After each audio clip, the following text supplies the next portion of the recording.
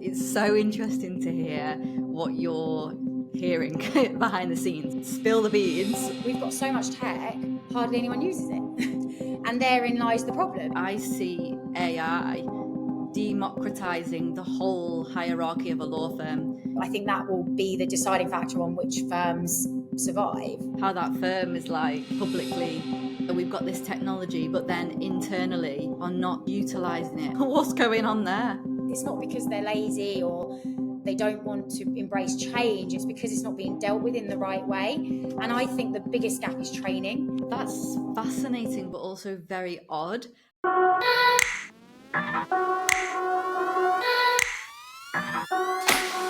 Today, I'm sitting down with Sophie Best. She is a leader in legal tech with nearly 20 years' experience helping law firms, corporates, and banks adopt transformative technology. She's sold millions in legal tech. Now, she's also focused on helping the next generation of lawyers thrive with AI and embracing tech ethically and effectively. So many lawyers are being left behind in the AI age. That's why myself and Sophie Best are creating a global AI skills summit for lawyers, to give lawyers real practical skills to adapt. Join the waitlist and be the first to access the AI Skills Summit for lawyers. Those lawyers who join the waitlist now will gain access for free when we launch. The link will be in the description of this episode. So, Sophie, I am very excited to have this conversation with you because I know that you're like an insider. You know the behind the scenes of law firms, legal tech companies, and you're in between both, I feel. So you have like a brilliant perspective on how the legal industry is developing, what the pain points of law firms are, what's going on with legal tech companies. And I know that you're always having conversations, and particularly in London during the Legal Tech Talk conference, you were doing roundtables and you were on stage and doing all sorts of things. So spill the beans. What are the biggest revelations that you've had in these conversations? It's a funny one because Legal Tech Talk, you've got, all the tech vendors that they were just dying to talk to lawyers. And I feel like I was the one that everyone was like running after in the corridor, like, please talk to me. And I had so many, lawyers from private practice, general counsels that were just like, I've got this problem. Like, what should I do? And I think therein lies the problem. We've become this kind of a culture of being sold to. And most tech companies out there are great. I'm not saying they're not. We wouldn't have the valuations and the money that's being thrown at them. But we've come this kind of culture of the shiny object, a magic red button, and is it going to take me all the way to the moon? Or and because of that, I think now everyone's starting to realise actually maybe it's not quite doing what I thought it would do. So a lot of lawyers, I think nowadays, we're not at the stage of worrying about AI. I think most lawyers want to embrace it. They're looking forward to it, but they've often been stung and things have been implemented. And I've sat with countless, I sat with a CIO of a law firm in the Middle East. And he said to me, we've got so much tech, hardly anyone uses it. And therein lies the problem. I don't think it's a tech problem. I think it's a people problem.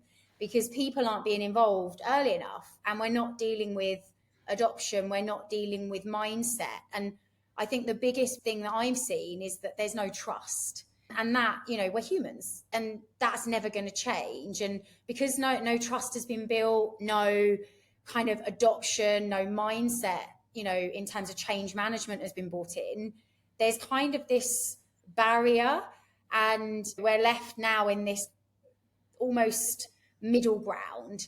And then there's also the fatigue. There's the tech fatigue, because you saw it. How many vendors were there? Like, you can't open LinkedIn without seeing someone else that's like, oh, I've got the best AI tool, and we do it all. And in reality, do they? I've wasted hours drafting contracts in my business. I've used clunky templates, even written from scratch, looked into paying lawyers. I've even tried ChatGPT, but it just didn't hit the mark. I knew there had to be a better way. And then I found this, Air Counsel, an AI contract drafter built by lawyers for lawyers. I spoke to the team at Air Counsel and they use it for their own legal work. And they're improving it every single day based on real life feedback. It actually does the heavy lifting for you. It researches your jurisdiction's laws and nuances and picks up local drafting quirks and even matches your tone and style. It then builds a ready-to-edit Word document with hyperlinks, numbering, and a table of contents. It's so quick. I was so impressed when I used it. What I love about it is you can ask it to draft any contract you like, and it will even give you suggestions for appropriate terms or clauses that you'd never even think of. If you're still spending hours drafting contracts the old way, you don't have to anymore. This changed everything for me. If you're a lawyer, business owner, service provider, it might just do the same for you. And Air Counsel have been kind enough to sponsor this episode, and I'm so excited to spread the word. It's the most sophisticated contract drafting software I've used. To get your free 7-day trial, just go to the description of this episode. Give it a go, and don't forget to let me know how it changes your workflow.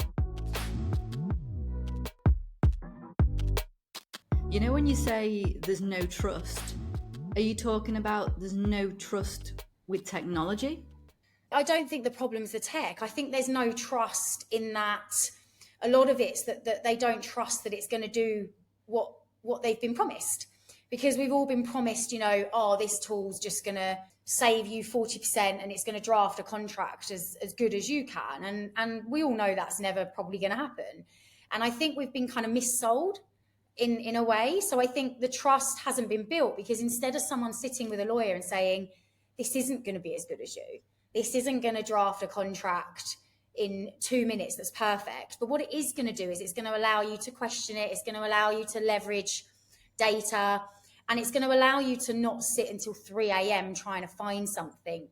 And it's going to kind of almost, be the car that drives you. We're all protected, right? We've all worked hard to get where we are, whatever we may be. And, there's always going to be a level of what will happen to us. And I think that's the missing piece. Whereas I think if someone had kind of reassured us and said, actually, you are kind of integral to this working. And actually, the reason you're needed is because tech's never perfect and it might hallucinate. But isn't it better than nothing if it means that instead of it taking you 20 hours, it takes you 10? And I sat on the panel with a lawyer at Oric and a guy from a big e-discovery company who's ex-private practice. And we were saying, who really likes sitting in a room doing doc review for 50 hours? But then on the flip side, people don't want to use some of the tech that's kind of going to help that. And again, it's because they're worried that what will happen to us. So I think the trust element is in the reassurance, I'd say, of not only our careers and the sector, but also if you think about a lawyer who's done so much to get to where they are, they've got a reputation. They're also worried about their reputation if something goes wrong. So again, we've not kind of taught them how to combat that. And I guess why they should, trust the technology. And I think we just missed so many important points. We've I think now we're at a bit of a turning point. And I think that will be the deciding factor on which firms survive. Tech firms, not lawyers. Just to reassure. You know what? I'm actually going to say that it will also determine which law firms survive. I'm going to be bold and actually say that because, like you're saying, before we started recording, you said to me, it's about culture, and we've stepped ahead of culture and we've gone straight with technology without implementing the right culture to cultivate this environment where technology is going to help us. If I think back to the days when I was a lawyer, I would hate to be a lawyer now because my mindset when I was a lawyer was whenever we had a new system and they were like, oh, this system is a new case management thing or whatever, you got to use it now. I'd be like, no, please, I do not want to have to learn a new technology. I'm already busy doing other things. I don't want to have to learn this. And so I think many people think like that. So I think you are right in the fact that we need to think about culture first. What do you think? Exactly. And I think again everything's so focused on tech and Gen AI, and it's but at the crux of it, it's always going to be about the people. People work with people. Like if you think about that meme that went viral on LinkedIn, and they were like, obviously all the lawyers were kind of up in arms, and it was the client that was like, oh, I paid $5,000 for my below standard, I won't use the exact words, lawyer, and ChatGPT wrote me this meme. And I think people forget AI is data. It's like mining data. It's like instead of going through books back in the day, now lawyers use practical law or whatever it is. We've already seen this evolution. It's just now at a different speed.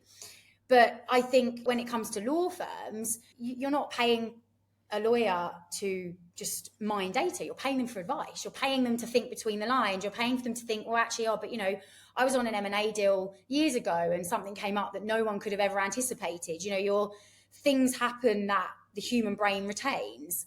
That's probably never going to end up in an LLM or a machine that any of these tech tools use. Therein lies a bit of the problem. So I think if law firms have a tricky one because they need to protect kind of the people element, but if they don't change, then they will become the ones that don't will become obsolete. Because I actually personally think that the whole way that a law firm operates will change. I think the hierarchy of the way that lawyers kind of enter the market, i.e. paralegal, associate, partner, I have a feeling we'll see a change in titles.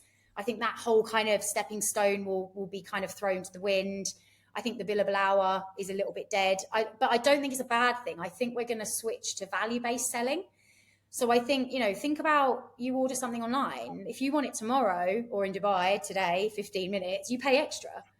But it's okay. And I know you could argue there's more cost to that. But if you're running an M&A deal or a big litigation and your outcome is better if you can hit that end result quicker, why would you pay someone less for it? I think we have to kind of stop thinking about, because we're so used to how do we protect this? What has been done for the past 20, 30, 50, 100 years is no longer it's a moot point. And I think we have to kind of almost forget that and look forward.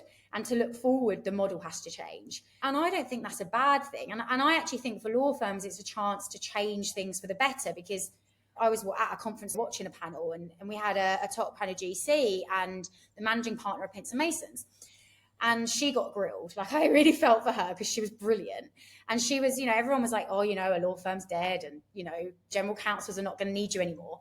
And the general counsel and her had a really great exchange, because the general counsel was saying, well, no, I'm always going to need my outside counsel. But actually now we've got a different relationship, because it's less about me just going to them saying, do this stuff. It's more about me saying, actually, we're more knowledgeable now because of the way things are. So they're actually having a better relationship.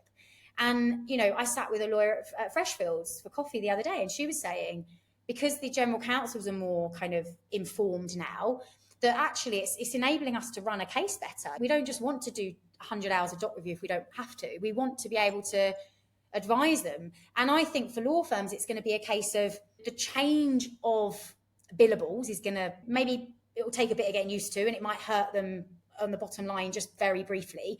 But imagine if, all of a sudden, yes, that client is spending less with you to a certain extent, but it means that they're giving you another portion of work. Or, I think the scope of what law firms do with corporates will become different, because actually that corporate might now be like, do you know what? We've never thought about this, but cyber's a big issue now. Look at Marks and Spencer's, with their attack. They could have gone under.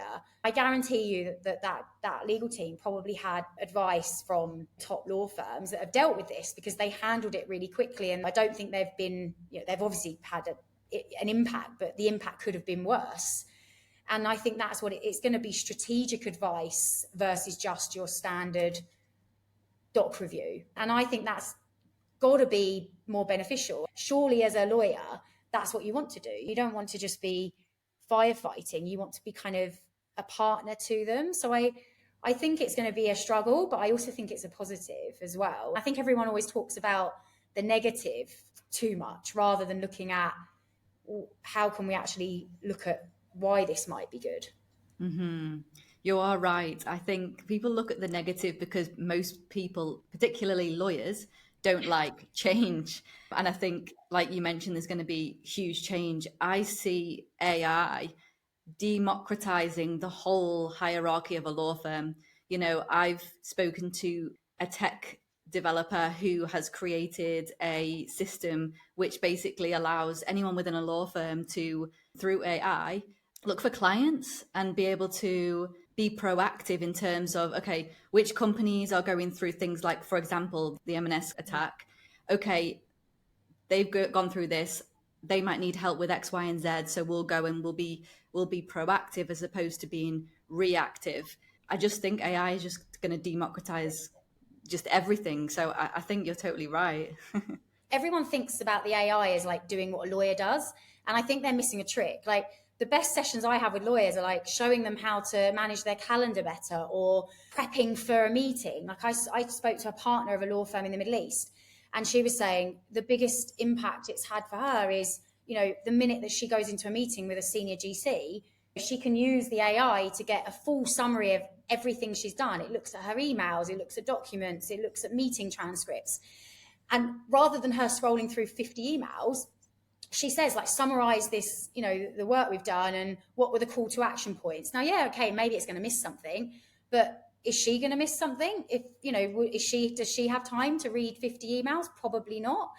And actually, I think, again, it's not always, AI isn't just about lawyering. It's about creating efficiency, getting rid of like mundane tasks or admin, or so that I call it, the lawyering can happen. What you went to law school for, what kind of the brilliant mind is good at, you can come in and focus on that. And we're all kind of seeing all this stuff about, but that AI and it didn't draft that contract quite right. And I just sometimes think we miss the point. Yeah, I do agree.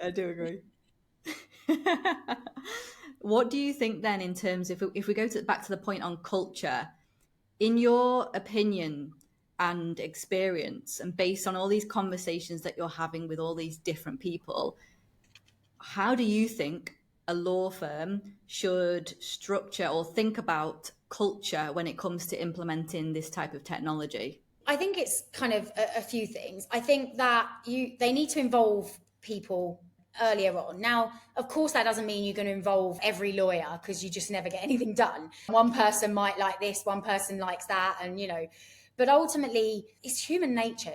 They've got to almost become kind of sales in their own right. The teams, the innovation teams, the tech teams, they've got to sell it. They've got to get good at selling, and the best way to sell is to storytell. So they need to play to what the lawyers want to hear. So they need to look at, okay, well, what are the challenges? So maybe they could speak to someone that, heads up a department. So someone that heads up the M&A team or the litigation team or whatever it is, and ask them, like, what are the challenges you're seeing with your people? So again, you'll notice I'm not asking what tech they need, because I guarantee you now they don't know. What is the problem? And it might be as simple as, do you know what? Actually, all of our like senior associates are annoyed because we can never give them their annual leave. We're always telling them no. They're the ones that have families are, never get to go and watch their little ones play basketball, whatever it is. Actually, they get kind of slammed at last minute, and they have to then spend time trying to figure out what it might be. And law firms are no stranger to tech. They've been doing it for many years. They've had virtual data rooms for M&A. They've had e-discovery. For litigation, they've had practice management. Maybe it's that something isn't working. And actually, if someone gets something at 5, 6 o'clock, I mean, no lawyer really leaves the office at 5, 6 o'clock. We'll roll with it. And all of a sudden, they're like, you need to figure this out. Part of what that lawyer probably ends up doing for like a few hours is not lawyering. They're probably looking at emails. They're probably trying to figure out, and they're trying to WhatsApp someone. It could just be as simple as having the right tools that they can then leverage all of the data. In terms of what have we done, it's all in chronological order. The practice management system takes them, they don't have to open even emails. It's all there.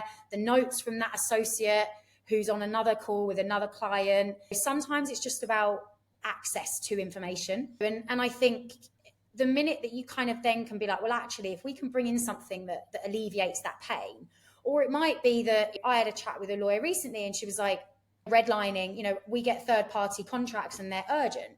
So I then sit and I'm having to spend all evening. So actually, a big flashy AI tool, it's not really going to help. You could argue that if you've got a tool that's like ChatGPT but secure, and you can put your stuff in it. It's just like an assistant. It's a querying tool to ask questions. What someone wants is something that says, here's our playbook that's already been put together, and here's this contract that I just received. Can you redline it? Now, of course, that person is still going to read every red line, but it might save them like 10 hours of copy paste and looking at 2 Word files side by side. And again, I think this is the big thing, and this comes to culture as well. We're looking at tools and tech before we're actually defining the problem. And the best way to define a problem is to speak to your people. And the minute you speak to them, the first thing they feel is like heard and seen. So they're not kind of thinking, oh, you're just going to wipe me out with an AI tool. So again, it's that kind of culture of you build trust, and it's like kind of building blocks. And then the next stage is, well, actually, we think we could kind of solve this for you. And we're going to find like we're going to pinpoint something. And like, I know, for example, one of the law firms in the Middle East, I was chatting to the innovation guys at Adelshaw, and they were saying, we've got different tools for different things. If someone's just doing contracting and contract review, we brought Lagora on, but that's just for that. If they're doing something else, we've got this. And that's, I think, what we need to start to look at. We need to start to look at not just a one size fits all. But if you're going to bring in a contract review tool, why are the lawyers that are doing the contract review manually not involved? And that's what's happening. So there's this friction, because they get told, like you said, when you're in private practice or a lawyer, you didn't want to learn a new tool. But if you brought them in at the right time and you're like, look at how this could really impact your life for the better, what do you think? Is there anything you add? Because they might say, actually, that workflow is, maybe it's like, it's too generic, and we don't do that. Like, we're working on large scale litigation. Yes, we're reviewing contracts. We're reviewing them for risks in terms of ESG, in terms of where our suppliers are doing their business. That's very niche, right? It's not like they're just looking for change of control or whatever. So ultimately, you're going to vet tech better because you're bringing them in and they're going to help you test it. And then the other thing is that you've got to allow them to, and I think I said this, lawyers need to feel safe. I mean, humans need to feel safe, right? It's kind of like every psychology thing kind of says to you. And I think the other thing there is that they need to feel safe to experiment. So they need to be brought into that environment where they can test it. And if it doesn't work, they can say, actually, we need to look at this. But people are doing that when they've rolled it out. And that's where the trust is gone, because the lawyers are like, well, I can't put my reputation on that, so I'm just going to carry on the way I am. So, there are lots of different points, but I think the key thing here in the whole story is people. You've got to involve the right ones and kind of empower them. And ultimately, I truly believe that adoption is never going to be as simple as we want it, but it will work, I think. And I think teams are starting to realise that. It's so interesting to me to hear what you're hearing behind the scenes, How are law firms currently choosing what legal tech they want to implement, or the tech solutions they want for their issues, or what they think they're trying to solve? And where are they going wrong? I think some of it is in mindset and training. So like, I've spoken to law firms, all of the Magic Circle law firms I've spoken to at some stage or another. And I think that the good thing is that they've all adopted now with the whole, you can't just slap a knowledge management role on a partner or, a practicing lawyer, because they just got too much to do and they're firefighting and all of the rest of it. So I think that's a real positive. They've got, teams that are actually doing this. I think what they're trying to do now are those teams, whether it be an innovation team, a knowledge team, a tech team, they are effectively kind of going and speaking to the different teams, and they're acting as kind of like that, I guess, problem solver. And again, because they're trying to find out what the problems are before we kind of stick tech in as such. So I do think that law firms are doing the right thing now, more and more from what I see. I think where they're going wrong still is that they're doing that and a partner is saying our whole department has all of this struggle and we'd be able to complete our M&A deals quicker and get that success fee over the line, because let's face it, it's all about revenue to some extent. They find something, but the mindset training isn't done. So again, it's like some of the law firms, especially Magic Circle, where they're large, they'll just send out a video and everyone will get an email and it will be like, watch this and do this. We all know that that's just going to it's just going to go in one ear and out the other, because in the meanwhile, that partner's trying to hit their, target and win business. It's not because they're lazy or they don't want to embrace change. It's because it's not being dealt with in the right way. And I think the biggest gap is training. And most law firms kind of fight and say that they're doing it right. And I'll argue that, because I don't think anyone is being given the right training. And by training, I don't mean your kind of technical IT training that the tech vendor gives you. I'm talking internal, find a champion, find a stakeholder that really believes in it, and give them use case training. Like, show someone, like, you've just had this email come in, this is exactly what we're going to do. And again, you've got to do it in bite-sized chunks, because if you try and, like you said, if you try and show someone, oh, you've got to suddenly do all this stuff with this platform, then they just feel overwhelmed. The other issue is a lot of people bring on tech that doesn't talk to other systems. So lawyers are notoriously frustrated because they have to access so many things. They've got to track their billable hours. They've got to do this. So if tech's brought in and it doesn't sync, so if if someone's got to go and manually enter a task or create something on a system, what do you think they're going to do? They don't do it. So all of a sudden, this great technology that, was going to be brilliant and it was going to give you all these snazzy reports and, everyone was going to look great. Those reports don't really work because no one's putting the information in, because no one thought of how important it was to not add an extra task to the lawyer that doesn't have time for it. And that actually there is tech out there nowadays that syncs to things so that they can just open an email and it automatically goes through. You've got to kind of take away the barrier to entry as such. And you can't do this unless you involve people and find out how their workflow is going now. And also you've got to show them how easy it is to use. And you've got to do it in chunks. I think actually you've got to get, maybe small groups in a room. Yes, it's going to take time, but maybe roll it out in stages versus we've just announced to the lawyer that we've just got Harvey or Lagora, whichever they've chosen, and it's all great and it's a great big announcement and look at us, we're employing AI. Whereas in actual fact, it takes time to train an entire law firm. Yeah, it really, really does. But it's such a good point about the training aspect internally, in terms of, find someone who's having success with it and who's a promoter of it, and let them showcase to everyone else how it's helped them. And this is a great way to do it, because external training or training by even the legal tech provider is a bit like, it kind of would just go over their heads, like, who's interested in that? I wouldn't have been. We believe people, don't we? So if someone says to you, do you know what, like, I didn't have to risk my kind of legal career on it, like, I'm still confident that I was able to check everything I needed to, it meant that I wasn't stuck till 2 a.m. in the office. Like, who's not going to be kind of intrigued by that? And again, it's storytelling. And I think that's what the internal teams need to get really good at storytelling. They need to get good at telling lawyers why this is going to work and what it's going to do for them. They've got to stop selling it as this is for the firm, because as people, we don't really care. We want to know how it's going to impact us.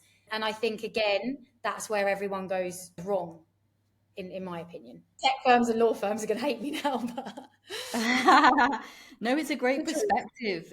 I think it'll help them understand how to help their teams, Yeah, the biggest thing is, they are doing a lot right. It's not their fault, right? It's kind of, they've been thrust in this environment and they've just had to adapt. And I think no one's really thought about this middle section. Everyone's just running to kind of jump on something to say we've done it and whatever else. And actually, I think what we'll see we'll see new teams internally that do this. First, maybe it'll be consultants, but effectively law firms should have their own internal teams, because they're going to be the ones that are trusted versus someone coming from the outside. Definitely, yeah. I was speaking to head of legal operations for a huge company in Spain just last week, and I said to him, how do you choose which legal tech provider to use to solve your problems? because they're starting to implement, different types of AI and things like this to make the systems quicker. And he was like, it's a very, very lengthy process. It's almost like, going through due diligence for an M&A deal or something. Like, it's very meticulous. But I know other companies are less meticulous. Do you think a lot of law firms are just quick to just choose or jump on a trend of like choose the biggest legal tech solution and just be like, yeah, that must work, let's just use that? I mean, yeah, I think, you've only got to look at and I keep referring, but the Lagora Harvey kind of battle. They're the two kind of gold standard, right? I think at the minute it's kind of a race. Which one's going to go for what? Charles Russell's speech here obviously just announced theirs. It's going to be generally most big Magic Circle law firms are going to go for one of those, I think. Now, I do get it because you want the kind of big name, but sometimes I do think it's like it's done for the press release.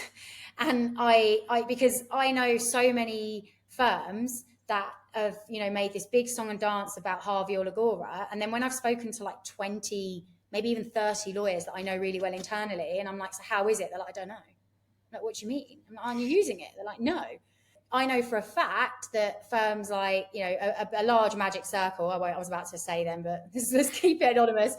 A large Magic Circle law firm made their big announcement, and one of their senior lawyers is working on a huge litigation case and came up to me recently and was like, oh, I really need your help. Like, I've got to use AI for this. This is just bonkers. Like, why am I doing this, manually? And I said, well, what, did you go to, like, have you spoken to them? And he's like, yeah, I went internally and asked, like, what can we use? And I was told nothing. And I'm like, so what about all these press releases? And, yet you're being told, sit back down and just read those 100 contracts. What are you complaining about?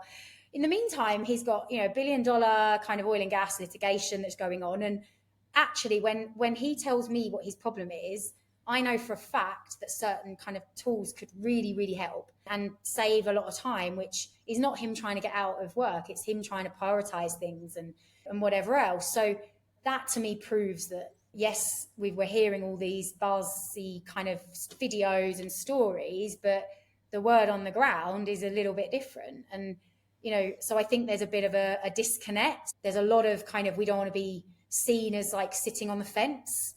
And actually, I think for some, yes, the two giants are fantastic. I've seen both their tools, they're great.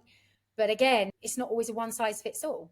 I've worked quite closely with Adelshaw, and one thing that they've done really well is that their team have deployed lots of different technologies depending on what the use case is.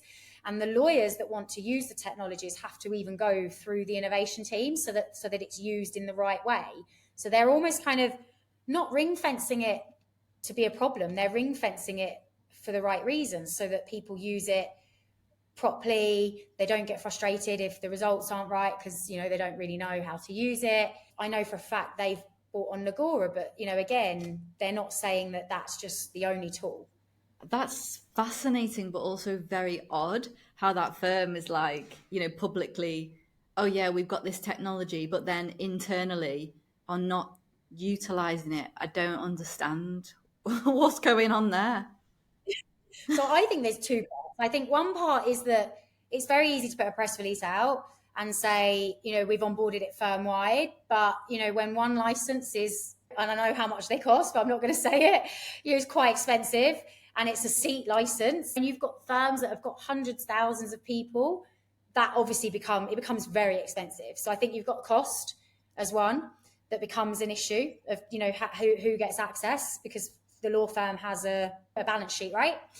So I think that's one problem. The other problem is just, again, anyone can roll out technology, but if they're not actually training people, pushing it internally, some people are just going to be like, well, I don't want to use it. I mean, I spoke to lawyers recently who were like, I'm really worried about my reputation. I know if I sit, even if it's not nice, that I can sign off and feel kind of confident.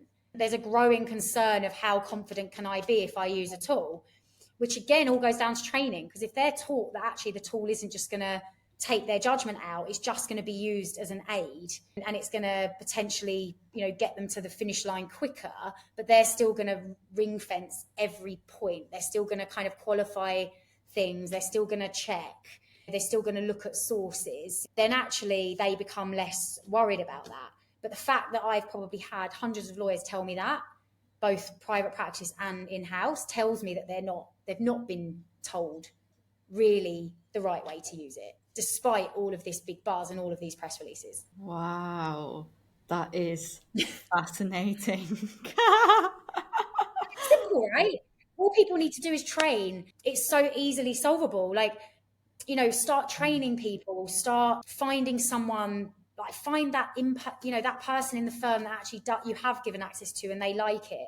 They'll do it for you. Because if you've got an M&A partner or a litigation partner in a law firm and they start talking about it, their peers are going to listen to them way more than the head of innovation or the IT team. They're going to listen to their peers. And that's why you start small and you start kind of concentrated so that you can build the wins. And then you kind of roll it out. And this might take, like, I don't want to say, but like months, years. That's fine. Rome wasn't built in a day. I don't know why everyone thinks that they can just put AI in and then it's going to fix everything within a month. Like, what? That's not failure if it doesn't, right? Like, just kind of chip away at it. It really does come down to people. They need to stick more people in the training element of it. And like I said, build trust, build a culture around why, the what and the why. And then, the adoption, I think people will be shocked. Like, when I talk to lawyers, their eyes light up. They're like, is that really possible? Does that really work? And when I show them tools that are specific for specific things, I was showing a general counsel recently and a law firm partner an IP tool. And I was like, look, it's not this Gen AI magic button. It's actually quite simple in some respects. It starts to manage your IP. It starts to manage all of the mundane tasks. Did you go to law school to renew a patent or trademark? No, I don't think you did. Do you really want to be emailing 20 agents and all this stuff? That's not lawyering. Like, it's not. You're not really learning anything from that. So let's automate all of that, and then let's start looking at what keeps you up at night. And the GC, literally, we had this trademark. I was like, give me a trademark number. And we found an Italian company that was infringing a massive, massive, massive, well-known company that we all know. They didn't even know about it because, again, there's only so many hours in a day. There's only so much searching. So for him, it was an easy win. And I think the other problem is, how do you sell it internally? So for a lot of law firms, it's how do I get the internal team to say, okay, well, we're going to put budget to this. So you've got to learn how to sell it. Like, how is it going to impact us? So actually, it's like, well, if we get this right, this is how it's going to impact us, because we've just figured out that this client's getting infringed. They're a massive, massive, global food company with hundreds of brands. That's probably going to end up in mass scale. That might end up in mass scale litigation. Who knows? And what law firm doesn't want to get that on their desk? And all they were doing in the meanwhile was patent and trademark renewals, which, doesn't really set the world alight. It's probably not going to bring in like massive, massive fees. So all of a sudden that partner is like, okay, now I don't want to block that tech because I can actually see how this is going to win me business. Thank you for listening to this episode of More Than a Lawyer.